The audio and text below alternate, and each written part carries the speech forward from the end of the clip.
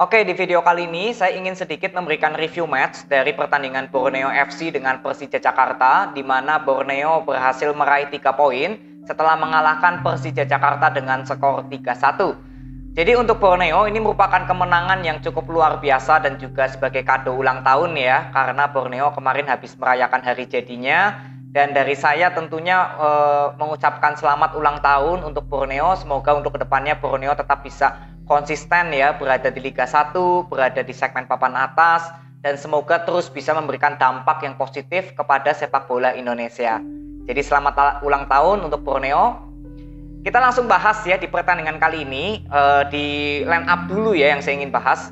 Dari Borneo di sini tidak ada nama Reky Jose ya, yang artinya ada 3 pemain asing yang langsung bisa diturunkan. Ada Pato, Jonathan Bustos, lalu ada Julio Cesar. Dan untuk Persija Jakarta, di samping harus mengejar kemenangan ya, karena kan sedang bersaing dengan Persib dan PSM Makassar nih. Tapi justru ditinggal oleh 3 pemain asingnya ya, yang ada mengalami cedera, ada juga yang pulang ke rumah negaranya masing-masing. Jadi ada Perens, Kremencik, Abdullah Yusuf. Jadi artinya memang dari kedalaman skuad Persija Jakarta ini boleh dibilang Persija Jakarta tampil dengan tidak didukung oleh kualitas pemain yang semestinya ya, karena pemain asingnya memang tidak bermain. Sedangkan untuk Borneo memang dari line up-nya lebih terlihat skuadnya full tim kecuali Reky Jose yang nggak bisa bermain. Tapi tidak ada masalah karena di sini sudah ada penggantinya yaitu Adam Alis ya, yang didatangkan kemarin dari Arema FC. Jadi kita langsung lihat di babak pertama, sebenarnya untuk perubahan skema dari Borneo ya, menurut saya ini belum ada dampak yang terlihat banget dengan pelatih baru sekarang. Tapi yang saya bisa lihat bahwa para pemain Borneo ini seperti sudah menemukan visi pertandingannya kembali lagi. Ya, gaya permainan dari Borneo yang mengandalkan passing-passing cepat atau long ball ya, ini sangat terlihat jelas. Berapa kali overlap dari para pemain tengah dan pemain sayap Borneo ini bisa mampu merepotkan pertahanan Persija Jakarta. Jadi di sini ada beberapa momen sebelum gol Siran terjadi ya, itu kan sempat ada overlap yang dilakukan oleh Adam Alis dengan Siran ya, sebelum bola ini dari kiri dibuang ke kanan, lalu Stefano Lillipali memberikan assist ke Siran yang bisa di-heading. Jadi jelas di sini skema permainan dari Borneo menurut saya yang terlihat berdampak dari pelatih barunya gitu ya, yaitu di skema permainannya. Jadi mengandalkan overlap ya, dari sektor tengah dengan pemain sayap. Jadi kreativitas untuk membangun serangan ini benar-benar terlihat bagus. Karena sebelum pelatih baru ini datang, saya sempat bilang bahwa Borneo ini sepertinya sektor tengahnya nggak hidup ya. Saya pernah bahas ini. Jadi seperti Jonathan Bustos ini bekerja sendirian. Tapi justru yang saya lihat dampak positif setelah datangnya pelatih baru ya, Busra ya, ini terlihat memang overlap dan kreativitas dari sektor tengah dan sayap ini terlihat lebih hidup. Ini yang menurut saya menjadi perubahan yang cukup bagus di pelatihnya Borneo FC sekarang. Lalu untuk Persija Jakarta, kembali lagi untuk masalah skema permainan ya, di babak pertama sebenarnya memang sudah cukup baik. Tetap mengandalkan bola possession ya dari Hanif Syahbandi yang bermain cukup bagus. Ini Hanif Syahbandi ya, cukup bekerja keras. Lalu ada Abimayu juga ya, ada Rio Fahmi juga yang bermain. Jadi memang terlihat skema Persija Jakarta ini sebenarnya di babak pertama sudah konsisten. Tapi memang kembali lagi peluang-peluang yang tercipta dari para pemainnya Persija ini masih minim. Makanya berapa kali ketika saya buat video mengenai Persija, saya selalu bilang bahwa skemanya sudah bagus, tapi menciptakan peluangnya ini masih minim. Ini yang saya lihat di babak pertama. Jadi ketika Persija Jakarta sudah tertinggal 1-0, memang tetap tampil dengan konsisten. Gak terburu-buru lah untuk mengejar ketertinggalannya gitu. Masih bermain dengan skema, menerapkan skema. Tapi memang kualitas pemain ini yang saya lihat menjadi pembeda antara Persija Jakarta dengan Borneo. Ya, Aji Kusuma juga menurut saya bermain cukup baik. Tapi ya support yang diberikan di babak pertama ya, ini juga terlihat masih sangat minim. Lalu masuklah kita di babak kedua.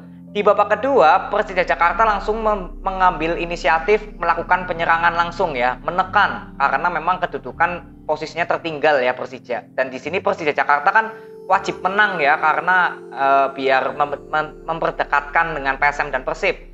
Sedangkan untuk Borneo ya wajib menang juga karena ini kan spesial hari ulang tahun gitu ya, kado spesial yang ingin diberikan untuk para supporternya Borneo. Jadi ketika Persija Jakarta sudah berhasil menekan, tetap bermain dengan skema, Di sini yang saya kira perubahan terbesar permainan Persija di babak kedua adalah ketika mengganti Hanif Syahbandi. Jadi ketika Hanif Syahbandi ditarik ya, memang skema penyerangannya Persija Jakarta cukup baik. Karena Samosir ini bertipe lebih banyak pergerakan lah dibandingkan Hanif Syahbandi ya. Karena memang beda kriteria nih dua pemain. Tapi yang nggak dimiliki oleh Samosir adalah kekuatan untuk menahan bola atau mengontrol bola di sektor tengah. Sedangkan Hanif Syahbandi memang tidak memiliki kecepatan, tapi Hanif Syahbandi ini memiliki kelebihan dalam segi mengontrol bola di sektor tengah.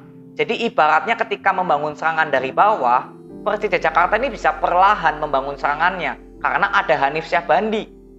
Tapi ketika babak kedua Hanif Syahbandi diganti ya di menit 68 kalau nggak salah, itu justru terlihat bahwa permainan Persija Jakarta ini di sektor tengahnya nggak ada yang bisa mengcover. Jadi gol yang tercipta ya, gol kedua dari Puheri ya, Todd Puheri ya, itu juga golnya melalui assist dari asisnya Stefano Lillipali, itu juga cukup bagus ya. Terence Puheri ini golnya cukup bagus juga ya, melalui passing tinggi dari Stefano Lillipali, lalu bisa kalau nggak salah itu pakai kaki belakang ya melakukan shootnya ya, jadi cukup bagus itu. Jadi artinya ketika gol dari Pato juga yang ketiga ya, ini gol kan boleh dibilang dari kesalahan pemainnya Persija Jakarta yang melakukan passing, tapi justru kena oleh Jonathan Bustos. Jadi Jonathan Bustos langsung memberikan passing ke Pato yang memang posisinya sudah kosong. Jadi inilah yang menurut saya dampaknya ketika Hanif Syahbandi diganti, dua gol yang tercipta dari Borneo FC ya di babak kedua, memang yang pertama nggak bisa disalahkan juga ya, karena memang itu prosesnya ada efek dari bola mati juga ya, servis bola mati.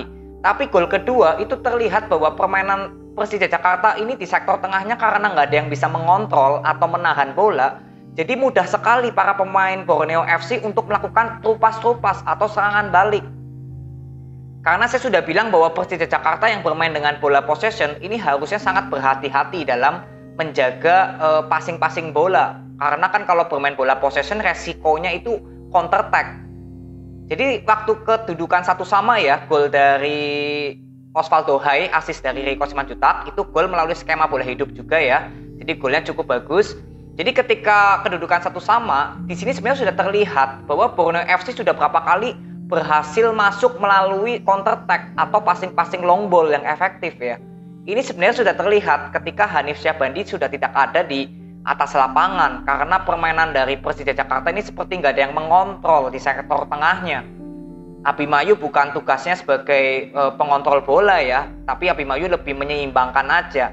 Jadi di sini yang saya lihat pergantian Syahbandi dengan Samosir menurut saya sangat berpengaruh, walaupun memang masuknya Samosir bertujuan untuk bisa menyamakan kedudukan ya untuk Persija Jakarta ya. Jadi memainkan Samosir yang memang lebih fit, lalu memiliki skill individu yang juga bagus, kecepatan yang bagus. Tapi memang sisi negatifnya tidak adanya Hanif Syahbandi, yaitu pemain tengahnya seperti kosong ketika pemain Persija Jakarta membangun serangan, apalagi kalau salah passing ya, seperti gol ketiga dari Borneo itu dari Pato kan ada sedikit kesalahan passing ya dari para pemain Persija Jakarta itu. Nah contohnya seperti ini. Tapi kembali lagi masalah kualitas pemain, karena memang nggak bisa disalahkan juga bench dari para pemain Persija Jakarta juga memang nggak terlalu maksimal juga ya yang disiapkan dari Thomas Doll, karena memang 3 pemain asingnya nggak bisa bermain. Lalu Hanif Syahbandi juga kita nggak tahu apakah memang kondisi fisiknya sudah mulai kelelahan ya, kita juga nggak tahu ya. Cuma kalau secara teknis di atas lapangan yang saya lihat untuk Borneo FC jelas ada perubahan di pelatih barunya, yaitu dari kreativitas di sektor tengah. Karena untuk Borneo FC berapa kali yang saya selalu bahas adalah di sektor tengah. Dan juga penampilan Adam Alis yang menurut saya juga cukup bagus ya. Adam Alis ini pemain yang saya sering kritik ketika masih membela Bayangkara dan Arema, tapi justru bermain dengan Borneo ini Adam Alis kembali lagi menunjukkan visinya yang bagus. Ya, jadi ini yang saya lihat dari Borneo, adanya perubahan yang cukup bagus di masalah skema permainannya di sektor tengah. Overlapnya ini bagus banget ini untuk Borneo FC. Bisa merepotkan pertahanan Persija Jakarta gitu ya di pertandingan kali ini. Lalu untuk Persija Jakarta memang untuk skema permainan sudah cukup baik. Cuma yang saya lihat memang kembali lagi ke kualitas pemain ya. Starting line up yang diturunkan, lalu dari pemain cadangannya juga mungkin tidak ada pilihan lagi untuk Thomas Doll. Jadi memang terlihat ketika Hanif Syahbandi diganti, menurut saya disinilah ya awal mula memang Persija Jakarta mampu ya menyamakan kedudukan menjadi satu sama. Tapi sebenarnya permainan Persija Jakarta ini cukup beresiko ketika Hanif Syahbandi diganti karena nggak ada pengontrol bola di sektor tengahnya. Jadi inilah kesimpulan yang saya bisa berikan dari Borneo dengan Persija Jakarta. Jadi untuk Borneo FC selamat kalian mendapatkan 3 poin. Tentunya ini untuk kado spesial ya kalian semua supporter dari Borneo. Dan untuk Persija Jakarta tetap semangat karena ya sudah bermain cukup bagus lah. Hanya saja memang kembali lagi ke kualitas pemain aja ya. Semoga di pertandingan kedepannya bisa tampil lebih optimal lagi. Jadi ini aja, terima kasih, sampai ketemu di video berikutnya. See you.